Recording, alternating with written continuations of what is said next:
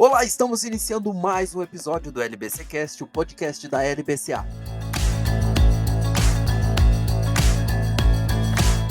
Hoje eu converso com a Cíntia Galvão, sócia da LBCA, e com o Gustavo Rocha, que é consultor em gestão, tecnologia, marketing jurídico, robôs, inteligência artificial e jurimetria, e também é professor na Future Law sobre Legal Operations e a evolução da tecnologia jurídica. Como vocês podem ver, nós temos muitos assuntos hoje.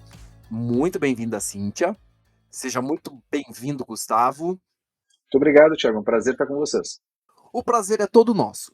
A gestão jurídica de escritórios de advocacia e departamentos jurídicos ganharam muito com o Legal Operations, né? Ou Legal Ops. Um conjunto de ferramentas tecnológicas, administrativas, gerenciais e de design organizacional. Aí eu quero perguntar logo para o Gustavo, nosso convidado. Gustavo, qual a sua opinião sobre a utilização da inteligência artificial e jurimetria nos escritórios e departamentos jurídicos? Você entende que há realmente uma vantagem? Perfeito. Em fato, se a resposta para a pergunta diretamente seria sim, há um benefício. A grande questão não está, na verdade, no benefício propriamente dito, mas em como conseguir este benefício. Quando a gente fala, por exemplo, sobre inteligência artificial ou quando falamos sobre jurimetria, o primeiro passo é entender o conceito disso. E dentro do conceito disso, de Legal Ops. Por quê? Porque Legal Operations é um conceito que abrange diversos setores que, na maioria dos escritórios ou departamentos jurídicos de empresa, não estão bem direcionados ou bem separados. Dentro dele nós temos controladoria, dentro dele nós temos diversos elementos, começando por esse aspecto. Nesta linha de raciocínio, no aspecto principalmente focado em escritórios, jurimetria, que é a estatística aplicada ao direito, que tem dois tipos, existe a preditiva e a analítica. Ela pode proporcionar ao escritório um conhecimento maior de causa em determinada localidade, em determinado tipo de empresa ou determinado tipo de operação, para que ela tome decisões estratégicas mais inteligentes. Um exemplo, um escritório está querendo sair do seu estado de origem e trabalhar num outro estado através de uma ação de marketing ou de abertura de uma filial, pode ser. Ele chega nesse outro estado, ele não tem a menor ideia, muitas vezes, de como é que estão se operando as questões jurídicas que ele já atua no seu estado de origem, naquele local. Ele faz um estudo de jurimetria, neste caso, analítica, onde ele vai buscar, através de análise da estatística de dados, como é que está sendo os julgados, como é que está sendo os pedidos que ele faz e assim por diante. Da mesma forma, ele poderia utilizar a preditiva. O que é a preditiva? A gente pega um número de processo, coloca dentro de softwares de jurimetria e eles conseguem trazer para nós ideias em relação àquele tipo de matéria, aquele tipo de conhecimento e assim por diante. De outra banda, a questão da automação, que é muito confundida com inteligência artificial, ela ajuda o processo de Legal Operations para que ele tenha mais foco no que ele precisa ter, que é justamente organizar a operação de uma maneira estratégica. Por que eu estou dizendo isso? Vou dar alguns exemplos práticos, que não são inteligência artificial, são automações. Hoje, através de robôs, nós conseguimos fazer protocolos em todos os processos eletrônicos do país. Cerca de 10 minutos é o que leva. Tu vai fazer o upload para dentro de um sistema, o sistema vai pegar um robozinho, vai fazer o protocolo no processo eletrônico, juntando no teu processo, no teu software de origem, o comprovante do processo eletrônico. Isso, na verdade, não é inteligência artificial. Isso são robôs de automação. Quando a gente fala em inteligência artificial, para dar um destaque, principalmente para a advocacia, tem um exemplo que é o clássico, que é o exemplo do bom e do mal também, que são as publicações, né, que aqui no Sul a gente chama de notas de expediente. O que acontece com as publicações? As publicações, se tu ensina um RPA, um robô, tu vai dizer, olha, essa aqui é uma sentença, ele vai fazer embargo de declaração e apelação, por exemplo, se for um processo civil. Já uma inteligência artificial, ela começa a ler a publicação, ela entende, ela pré-classifica, ela conta a prazo e até aí ainda não é IA, ainda é automação. A partir do momento em que eu tenho IA aplicado em cima disso, o que muda? O que muda é muito simples. A IA aprende com o teu uso. Se eu começar a dizer para a inteligência que certa feita eu não escolhi a apelação, eu escolhi uma coisa errada, como agravo, por exemplo, daqui a pouco, na segunda ou terceira vez, a IA aprendeu com isso. E ela vai começar, através de machine learning, a entender como isso funciona e começar a colocar em prática. Nós temos dezenas de exemplos de inteligência artificial que são utilizadas para coisas positivas em outras esferas que não a jurídica. E na esfera jurídica, que historicamente, até fazendo um paralelo para vocês, é algo que não é novo. A primeira inteligência artificial notoriamente focada na área jurídica é de 2012, que é o ROS, lá na Inglaterra. Nós temos, então, há 10 anos a inteligência artificial se desenvolvendo. Ela está sendo aplicada muito para pesquisa hoje e também para algumas soluções de intermediação de operações tecnológicas. Dentro da tua pergunta de legal ops, a minha resposta objetivamente é: auxilia o processo desde que tu saiba qual o processo está sendo auxiliado. Não necessariamente tu precisa de inteligência artificial, na maioria das vezes tu vai precisar de robôs para fazer esse trabalho, e tu vai ter a característica daí da jurimetria como uma organização para tomada de decisão mais inteligente, ocupando a ideia de processamento de dados. É aí que eu vejo que esses dois elementos podem se somar para um setor de legal operations e para o negócio, né, que utiliza essa categorização de legal ops como um resultado. E Gustavo, esse legal ops, centralizar as rotinas administrativas, existe uma comprovação do ganho operacional, na sua opinião? Sim, existe. Hoje em dia, se tu fosse começar um processo, digamos assim, para quem está do zero, quem não está acostumado com esses termos, para quem sequer utiliza, às vezes, esse tipo de ferramental, as pessoas muitas vezes utilizam um software, por exemplo, e acham que o software vai resolver o teu problema. Na verdade, o software não resolve o problema. O software, se tu botar sem gestão, ele é um problema a mais. Ele é só mais um problema na tua vida. Porque o que acontece com o software? O software é uma ferramenta que consegue fazer tudo o que tu manda ela fazer, essa ferramenta. Então, se eu ordenar para a ferramenta, controla prazo, se eu ordenar para a ferramenta, me dá os dados aí de dentro para que eu possa fazer tomada de decisão, ajuda muito no processo. E é aí que nasce a ideia, primeiro, de controladoria e depois a ideia de legal operations. A centralização de uma controladoria, somente a controladoria, que é uma parte, né, se eu pudesse dizer, é uma engrenagem do legal ops, ela já está num benefício gigante para qualquer escritório de advocacia, porque ela vai centralizar parte do teu operacional de uma forma direta, normalmente ligado a prazos e justiça, que a gente sabe, né? É uma definição que para mim é muito clara, mas acho importante deixar para vocês também. Advogar não é cuidar do processo. O processo judicial é só um elemento dentro da advocacia. O advogado está intimamente ligado ao cliente, o advogado está em resolver as mazelas do cliente, o advogado está intimamente ligado em atender e a diversos outros pontos.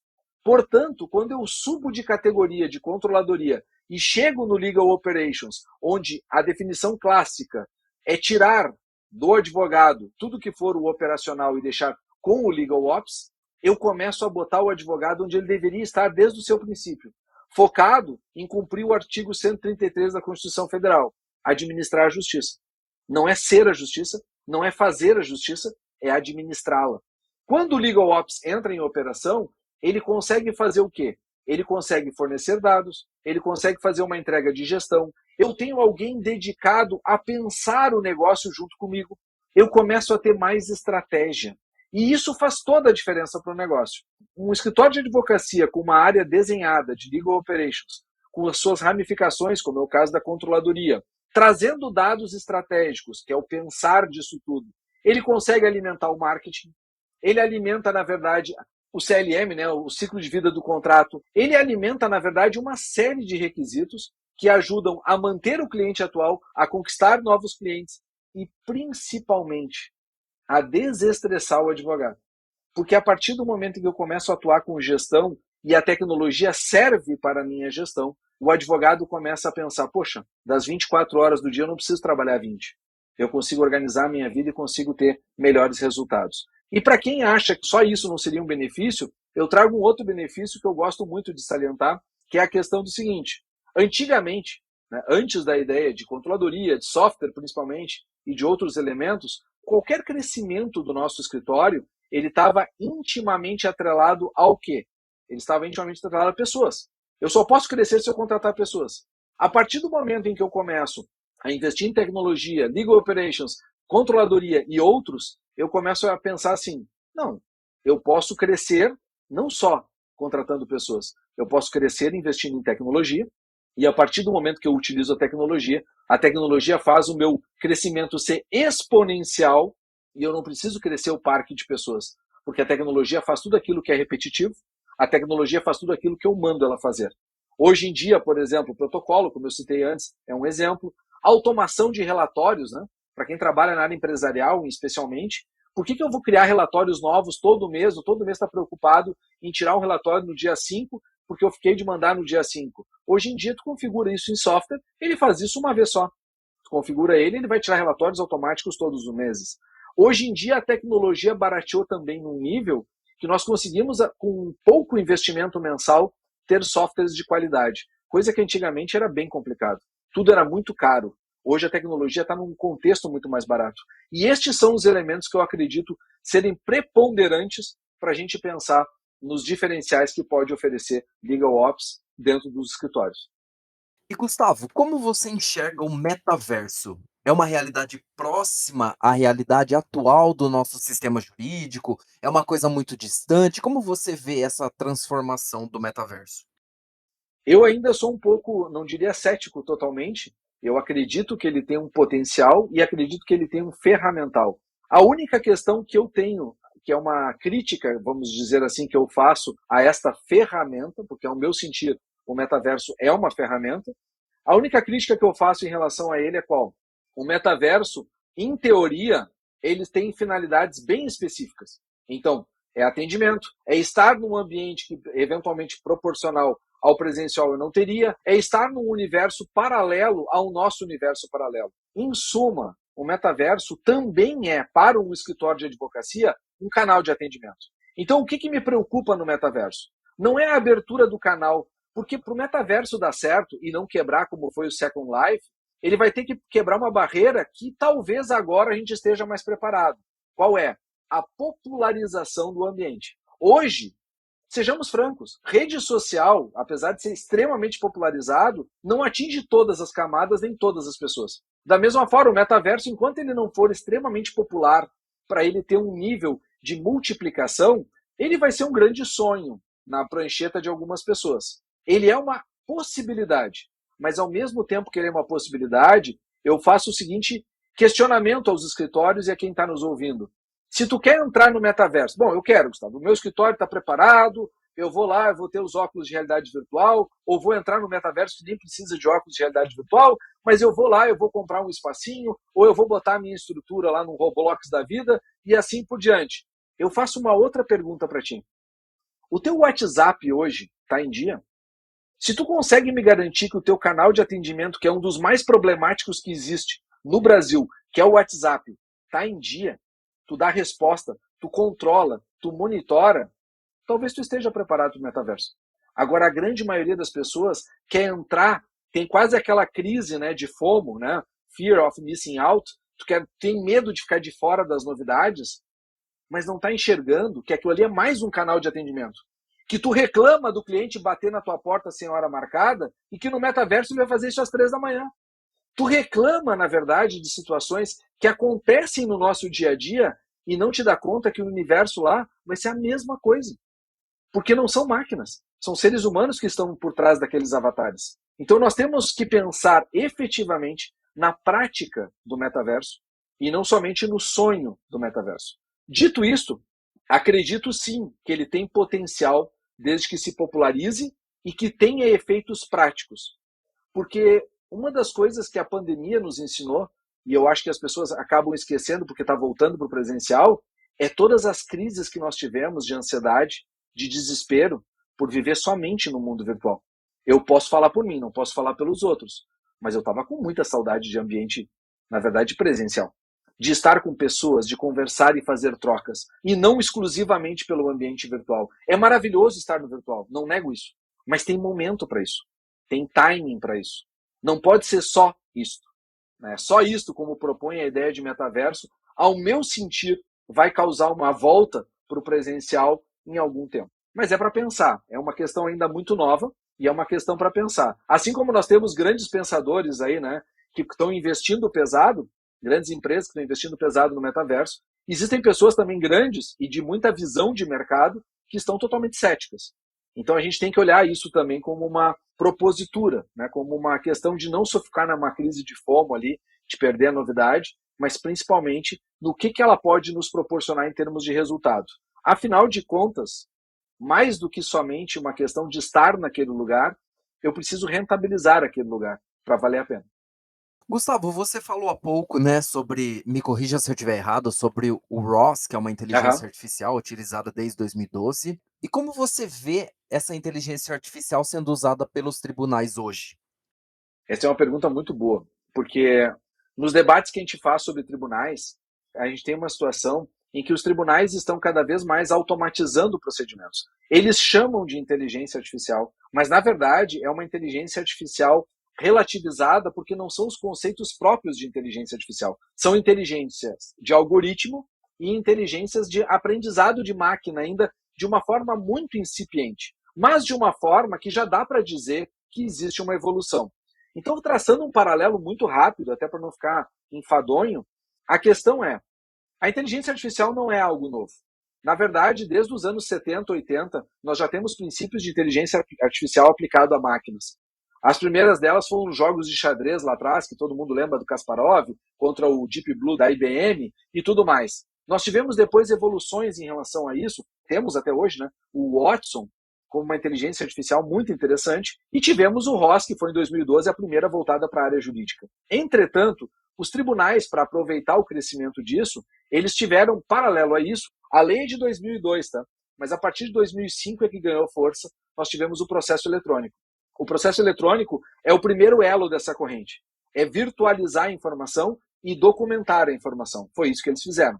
De lá para cá, eles evoluíram muito, mas ainda não estão totalmente prontos. Eu vou dar dois exemplos para vocês. O primeiro deles é a situação dos processos eletrônicos não se comunicarem totalmente entre si. A partir do momento que nós tivermos o famoso MNI, Modelo Nacional de Interoperabilidade, onde os tribunais vão conversar todos eles entre si, nós teremos um processo eletrônico que vai dar um salto de patamar gigante para a advocacia, coisa que hoje não dá. Hoje eu tenho que entrar num sistema mensagem, num EPROC ou num ProJude, eles são completamente diferentes. Eu preciso ter uma comunicabilidade entre esses sistemas. Isso está previsto desde 2002, só que eles não conseguiram botar em prática ainda. Não vou entrar nos méritos aqui, detalhes disso, né? Eu faço parte das comissões de tecnologia desde 2002. E digo para vocês, eu já vi muita história de tribunal, porque eu faço reuniões sistemáticas com eles, representando a OAB. O que acontece na prática, muitas e muitas vezes, é que existem muitos interesses em volta dessas informações. Mas vamos para aquilo que é prático para quem está nos ouvindo poder levar uma informação para casa hoje. Temos inteligência artificial nos tribunais de forma direta? Dá para responder que um pouco, não dá para responder que sim completamente. Nós temos muita automação nos tribunais. Só que essa automação está nos levando a algumas reflexões, como a reflexão do juiz robô. Qual é essa reflexão do juiz robô? Hoje, quando tu entra com um processo eletrônico e ele é pré-classificado, já existem diversos tribunais no país que, quando tu classifica com a ação 25, lá no sistema de processo eletrônico já aparece o esboço de sentença com as teses da ação 25 para o juiz. Não teve nem contestação ainda. Hoje nós já temos em diversos tribunais do país órgãos como o INSS, por exemplo, contestando com o robô. Ele não contesta mais com o ser humano. Ele contesta com o robô, com a automatização disso. Tanto é que tu protocola a tua inicial, às vezes, numa segunda às 8 da noite, na terça às 9 da manhã ela está contestada. Não existe mais o ser humano nesse papel. Só existe automação. Aí muitos advogados vão dizer assim, tá, e agora? A gente faz o quê? Não, a gente faz o seguinte, a gente aprende a usar a máquina.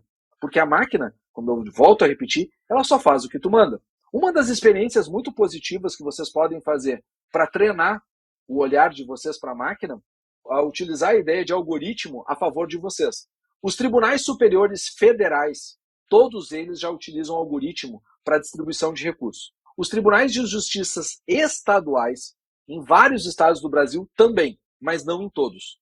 Então, se tu estiver falando hoje de um processo federal ou trabalhista, né, que é federal, ou previdenciário, nós estamos dentro de uma realidade que todos os tribunais já têm distribuição por algoritmo, por robô.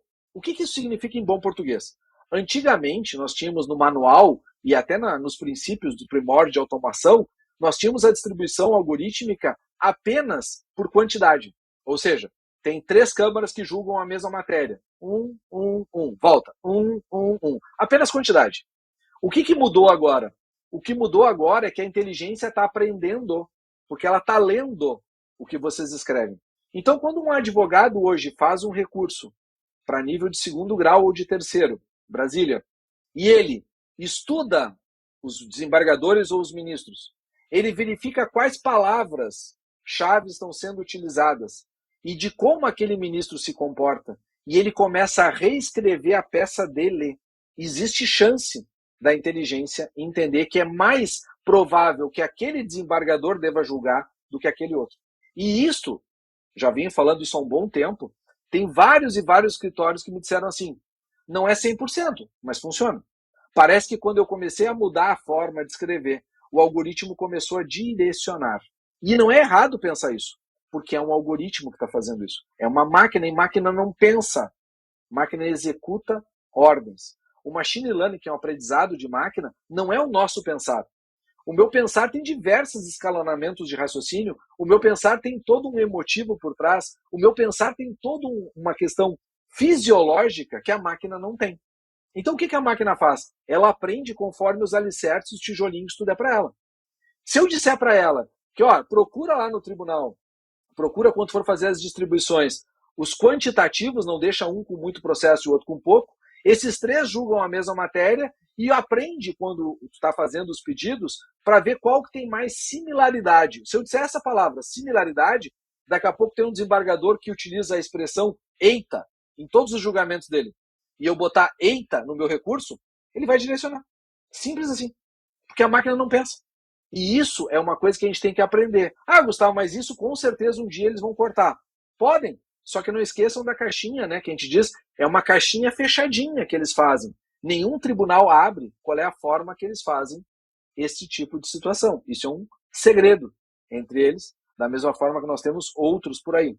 Então é importante que a gente tenha com clareza de que essa situação dos tribunais, ela é muito importante para que nós possamos mudar a nossa forma, inclusive, de advogar, a nossa forma de nos posicionarmos. E outra feita, que eu acho que também cabe aqui a ressalva, para que quem está nos ouvindo depois poder pensar em como é que vai fazer isso, o advogado, e eu repito isso com muito orgulho de ser advogado, porque eu também sou advogado, embora não advogue, né, sou preste consultoria, mas também sou advogado, o advogado é o ente dentro da justiça que consegue mudar alguma coisa.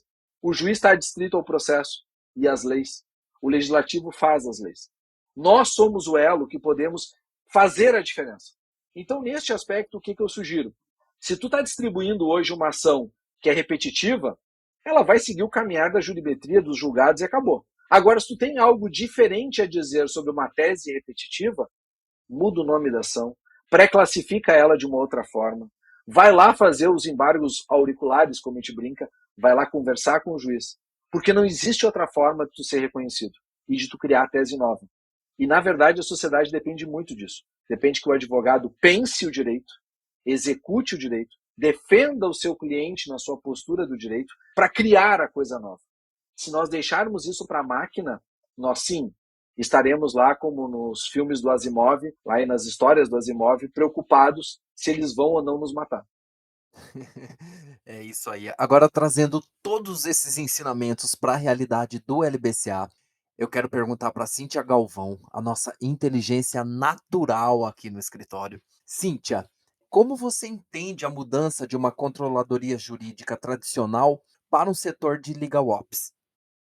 Com certeza, né, como o Gustavo mesmo mencionou, é uma evolução, né, é uma evolução o legal ops da controladoria jurídica. Por quê? Porque a controladoria jurídica ela é muito restrita, né, então basicamente era aquele departamento que ficava lá com os processos administrativos, normalmente protocolo, leitura de publicação, leitura de intimação, e ficava restrito realmente aí às atividades voltadas para o jurídico, voltadas ao suporte para os advogados do escritório e somente com profissionais do direito. Profissionais do direito aí não têm aí, não tinham, na verdade, né, grande conhecimento, principalmente em planilhas, relatórios, indicadores. E daí, quando começa a surgir aí o Legal Ops, eu vejo como uma evolução natural da controladoria, justamente por uma necessidade, né? As necessidades aí dos departamentos jurídicos, dos escritórios de advocacia, onde foi analisado, né, com certeza, né, o benefício, né, quando a controladoria jurídica ela é organizada, ela tem indicadores, ela tem aí um acompanhamento diário de números, né, de volume, de produtividade, é perceptível, né, o ganho operacional, né, a escala, né, que os processos eles acabam recebendo, né. Então eu acredito que foi uma evolução natural. O Legal Ops, né, hoje mantém aí a controladoria jurídica, mas é como se fosse um braço, né, não é mais aí essencialmente um modelo de gestão que vai utilizar somente profissionais do direito, então a gente vai ter aí engenheiros, desenvolvedores, programadores, PMOs, então é um time totalmente multidisciplinar, e isso é importante, né, porque um profissional acaba agregando ao outro, né, então aquele conhecimento jurídico agrega ao conhecimento do engenheiro, que agrega ao conhecimento do PMO, e no final das contas, né, o ganho ele é imenso, né? Então você começa a ter controle maior dos processos, você consegue utilizar melhor das tecnologias, das automações, com um time aí totalmente diversificado, e você consegue aí, né, explorar todas as competências, né, do Legal Ops, né, que são 12 competências, né? E com certeza o resultado é muito positivo. Então aí uma das competências que eu vejo aí de suma importância é a gestão de projetos, é o planejamento estratégico, é a tecnologia. Então aí algumas dessas competências cada vez mais exploradas, né, e bem exploradas, com certeza aí geram uma eficiência maior, né, e com certeza a escalabilidade, que eu entendo aí que são primordiais, né, para o negócio, né, como eu digo, não só aí para o departamento, mas como negócio, foi o que o Gustavo falou, você estruturando bem aí um departamento de Legal Ops, você consegue aí apresentar indicadores para a administração do escritório, para os sócios do escritório, para o marketing, então eu entendo aí como uma enorme evolução da antiga, né, controladoria jurídica. Cíntia, você falou pra gente sobre a controladoria jurídica ser um braço do Legal Ops, você falou aí sobre o time multidisciplinar. Eu gostaria que você nos apresentasse, nos contasse como é estruturado o seu time de Legal Ops na LBCA. O meu time, Thiago, na verdade, a gente busca profissionais, né, de todas as formações. Por quê? Porque quando ainda era uma controladoria jurídica, era restrito realmente aí aos bacharéis em direito, advogados, e a partir aí da estruturação do Legal Ops, nós começamos aí a buscar profissionais voltados principalmente para desenvolvimento de indicadores. Então, atualmente, o meu time, ele tem profissionais da engenharia, ele tem PMOs, ele tem também advogados, bacharéis em direito, e principalmente o que agrega demais são os profissionais aí formados em tecnologia da informação, principalmente desenvolvedores e programadores. E por quê? Porque a gente sempre aí está buscando automatizar processos, né? Então, como o Gustavo mencionou, né, há muitas coisas que envolvem aí o direito, né, que envolvem os escritórios, que envolvem aí a justiça. Às vezes, com um processo de automação você resolve, né? Então, a gente consegue resolver grande parte dos processos repetitivos com automação, não precisa realmente aí partir para uma inteligência artificial. A maioria dos nossos profissionais aí são formados em TI, né, tecnologia da informação, da computação, e nos auxiliam demais, né, em montar um projeto, e daí também entra, né, a questão da gestão de projetos, uma vez que a gente pensa num projeto, estrutura esse projeto, né, faz integração com o nosso sistema, e a gente consegue aí ganhar escala, né, e com certeza melhorar o processo como um todo. Então, hoje o time ele é multidisciplinar.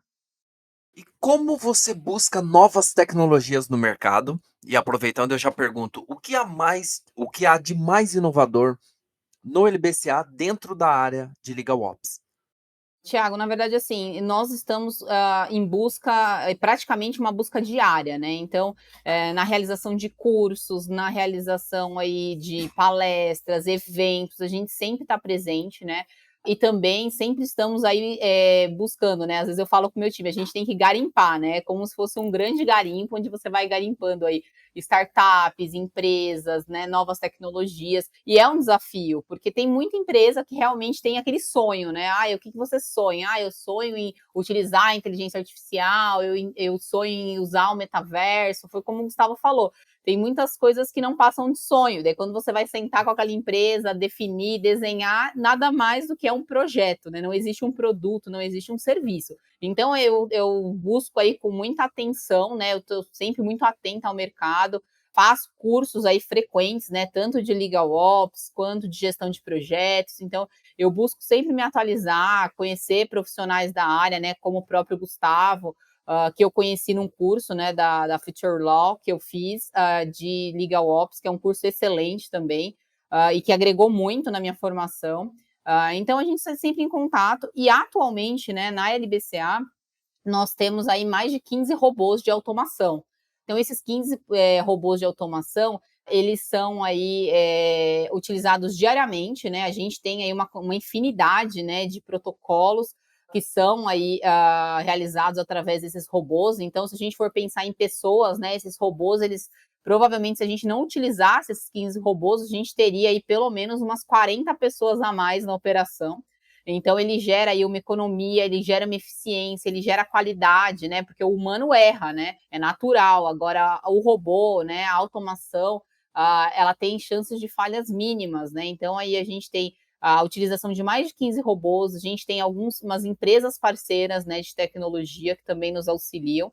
E eu acredito, né, que o diferencial da LBCA é justamente, né, ter um sistema próprio e gerar, né? Gerar vários indicadores. A gente tem vários painéis, dashboards específicos, né, para acompanhamento de todas as rotinas administrativas. A gente também conta com aplicativos desenvolvidos especificamente, né, para o controle e gestão de correspondentes, que dentro da área de Legal Ops nós também aí fazemos aí a gestão de correspondentes, né, que realizam aí audiências para todo o Brasil. Então, e também aí, em paralelo, a LBCA também trabalha aí com inteligência artificial, né, que atualmente é a nossa Diana. Então, um dos princípios, com certeza, da LBCA é a inovação. E agora eu vou fazer a mesma pergunta para os dois, para nós encerrarmos este episódio, começando pelo Gustavo, nosso visitante. Gustavo, o que você enxerga de mudança para o direito num futuro próximo? Eu enxergo dois fatores, talvez, que seriam bem interessantes do pessoal se atentar. Primeiro deles, a situação de entender que gestão vem primeiro que tecnologia. E não ter medo da tecnologia. Então, o que acontece na prática, que é um dos fatores que a gente acaba esquecendo. As pessoas, às vezes, olham, por exemplo, tudo agora que foi colocado, ou seja, eu tenho 15 robôs, eu tenho isso, tenho aquilo, aquele outro, ela escuta tudo isso e ela pensa, eu estou fora, isso não serve, você é maluco. Tu sempre vai dar o primeiro passo. O primeiro passo pode ter sido lá atrás, sem software. Tu ter a tua primeira automação pode ter sido sair do papel e utilizar uma agenda eletrônica. Sempre tem um primeiro passo. A gente deve olhar, né, para a grama do vizinho, como eu digo, para a tecnologia do vizinho, como algo inspirador, mas não algo que serviria para nós pelo mesmo calçado. As tecnologias, elas são totalmente adaptáveis. Copiar tecnologia pode ser uma situação gigante, problema gigante. Uma das coisas que vocês precisam entender nesse aspecto é que gestão vem primeiro que tecnologia. Se tu tiver fluxos bem desenhados, estruturados, a tecnologia vai te servir. Se tu não tiver, ela vai ser só um atravancador na tua vida. Esse é um fator importante. E talvez, isso eu vejo como uma das coisas que deveriam acontecer, ou nós deveríamos estar atentos nos próximos tempos. E que vai mudar a advocacia é algo que nós precisamos parar de entender, que é uma advocacia antiga, né? Uma advocacia tradicional, talvez por assim dizer, que olhava o advogado como centro de tudo e o advogado como sendo o gestor de tudo para o cliente. E o que nós estamos vendo com a mudança de mercado e com todos os paradigmas que têm acontecido, o centro é o cliente. Nós precisamos fazer para ele, o porquê dele, as necessidades que ele tem. E por isso que cada vez mais a gestão é fundamental. Para entender se eu trabalho para pessoa física ou para pessoa jurídica. Para entender se o que eu estou automatizando interessa só para o meu fluxo interno, ou eu posso vender essa automação para o meu cliente e ele pagaria por isso. Nem sempre sou eu que vou ter que pagar isso. Às vezes o cliente vê esse investimento e quer fazer parte desse investimento porque ele quer esse resultado. Eu preciso aprender a gerar valor. E talvez aí venha um dos desafios da advocacia. Sair desta ideia que advogar é ter processo judicial. Sair da ideia que, na verdade, a tecnologia é uma inimiga, é o contrário, ela é tua amiga. E principalmente pensar, como muito bem foi dito aqui, nós precisamos pensar em um time multidisciplinar. Cada vez mais isso é uma realidade que deveria estar introjetada dentro dos escritórios. E, infelizmente, para muitos, isso ainda é um sonho. Mas talvez seja por aí que o caminho vai começar e a mudança vai acontecer. E Cíntia, para você, o que você enxerga de mudança para o direito num futuro próximo? Tiago, com certeza eu concordo com o Gustavo, né? Eu acredito que o direito ele está em constante evolução, mas nos últimos anos eu acho que essa evolução ela foi muito maior, né? Eu acho que principalmente aí com a pandemia, com a necessidade aí do trabalho home office, até dos próprios tribunais, né? A gente percebe, por exemplo, audiências acontecendo virtualmente, né? O que antigamente era um paradigma, ninguém acreditava que um dia uma audiência trabalhista poderia acontecer de forma virtual, por causa das testemunhas, por causa de toda, né, aquela questão que os juízes entendiam como totalmente inviável, que não seria aí algo dentro, né, dos preceitos legais. Então eu acho que o direito ele está evoluindo, evoluiu muito, muito mais aí nesses últimos 2 anos, né, com a pandemia. Eu acho que foi aí, acabou impulsionando, né, essas evoluções de certa forma. E eu acredito que o direito ele vai começar a ser desburocratizado, né? Então a gente já percebe aí um movimento natural dos tribunais em querer eliminar ações iguais, né, como o Gustavo mesmo mencionou, ter aí sentenças iguais para processos iguais. Então eu acho que o caminho, né, vai ser aí desburocratizar. E hoje, né, a justiça, não só a justiça, né, no Brasil como um todo, né, a gente vê muitos processos muito burocráticos, né, então qualquer coisa que envolva aí o poder público é muito burocratizado, né, até mesmo os cartórios, né, a gente vê que tem aí vários planos para que não exista mais essa necessidade de você reconhecer firma no cartório, disso ser digital. Então, eu acredito que o caminho do direito, né, naturalmente, vai ser utilizar a tecnologia como algo que vá agregar, mas foi exatamente o que o Gustavo falou. Não acredito aí na substituição aí do profissional do direito pela tecnologia, até porque se ela não é bem utilizada, ela só se torna um peso. Então, eu acredito aí que o melhor caminho, com certeza, vai ser agregar, né? E como eu mencionei, eu acredito muito num time diversificado, né? Multidisciplinar. Quando você junta, por exemplo, né, um engenheiro numa sala com um PMO, com um profissional do direito, né, com um profissional de tecnologia de informação, você consegue ter muitas ideias, né? Você consegue ter ideias melhores, desenhar processos de forma melhor. Então, eu acredito que essa é a grande sacada, né, do Legal Ops, é agregar, né, agregar profissionais diferentes, né, para um mesmo propósito. Então, eu acredito que essa evolução natural vai com certeza utilizar muita tecnologia, né, e a gente tem que estar sempre muito antenado, mas como agregadora, né, e não aí como algo que vai trocar o profissional do direito ou vai aí substituí-lo, né? Então, essa é a minha visão. Cíntia, eu agradeço demais a sua participação aqui nesse episódio de hoje. Muito, muito, muito obrigado. Obrigada, Thiago. Eu queria agradecer também ao Gustavo, que foi extremamente generoso, né, na participação. Eu sei que a agenda do Gustavo aí é bastante concorrida, né? Queria também parabenizá-lo pelo curso, né? E agradecer mais uma vez a participação. Seja sempre muito bem-vindo aqui conosco, viu, Gustavo? Faço dela minhas palavras. Muito obrigado, Gustavo, pela participação e volte mais vezes. Muito obrigado, pessoal. É um prazer estar com vocês e realmente foi muito legal fazer essa troca e esse debate. E este foi o nosso episódio de hoje. Esperamos vocês no próximo episódio e até lá. Muito obrigado.